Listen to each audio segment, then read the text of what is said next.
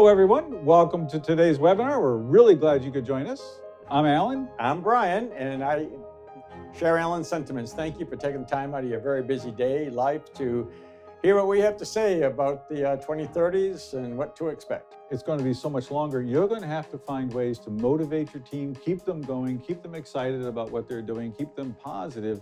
Well, it seems like 3 years in, it's going to be like this will never end. All right, so now we're going to get into breaking down the causal factors for those forecasts that you just saw. And we're going to start with demographics. One of the things that is particularly important to note is that the United States is well positioned, in our opinion, because of this trend line down here. It's not going up greatly, but it is going to be going up steady to mild rise and through here. And that's a distinct advantage to the United States and some of our friends.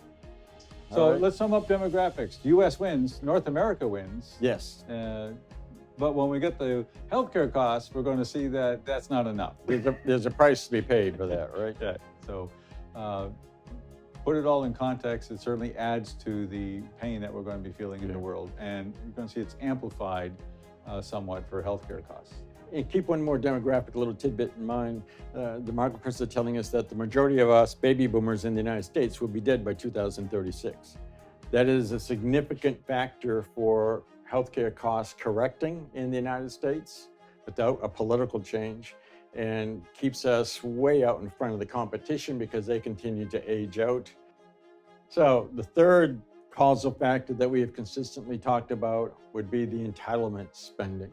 And clearly, anybody who's been awake for the last 30 years has seen a dramatic ongoing shift toward more and more entitlement attitude within our economy.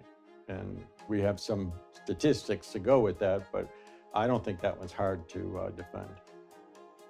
So let's leave entitlements and talk about inflation, shall we? And I think this is going to rock a lot of folks' minds as we look at the kind of inflation that's coming.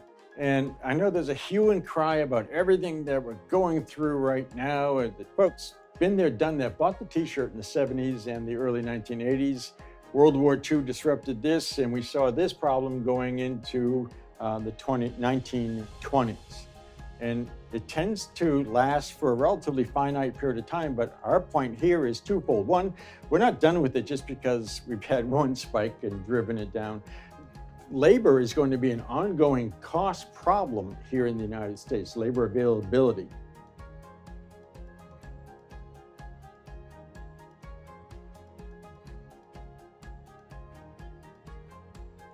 All right, we better move on to the national debt. Now, I think there's a lot of knowledge about the national debt, but we still want to cover it because it's truly impressive and is an important part of why we, as well as other nations, are going to be in serious financial trouble in the coming decade. I love this one. It shows that our whole issue with national debt has been an ongoing phenomenon since the 1980s. John Kennedy, back in the 60s, he started thinking, well, the economy is underperforming. We should leverage this future a little bit. And he actually started the government on the path of deficit spending on a sustained basis. But you can see it was nothing compared to what we are doing in the Reagan and following era. To people, individuals, when those are unfunded liabilities, it would be so difficult to fund. And individual lives that would be disruptive. And then I go to what kind of civil things could happen, political, civil changes might occur because of all that as we go forward. And maybe that's the driver for the changing of the guard in terms of income distribution and whatever is considered fair. From your screen, if you take out your smartphone, you can use that QR code and you can find out if you're not already following ITR with free content. We have blogs that lead you to. We have Trends Talks, which are podcasts that you can turn into. We also have Brian's Fed Watch, which is a weekly discussion. Every Friday afternoon, it's 3 to 6 minutes. I talk about what's going on at the Fed, what it means, and what to expect. And if you're not an insider, it'll give you a chance to learn more about how you can stay in touch and the webinars that are open to you and a whole bunch of other things. So please use the QR code. We thank you for joining us and allowing us to join you as we try to make things better for people out there. Every day. Every day. Thank you for joining us today. Thank you very, very much. It's a pleasure.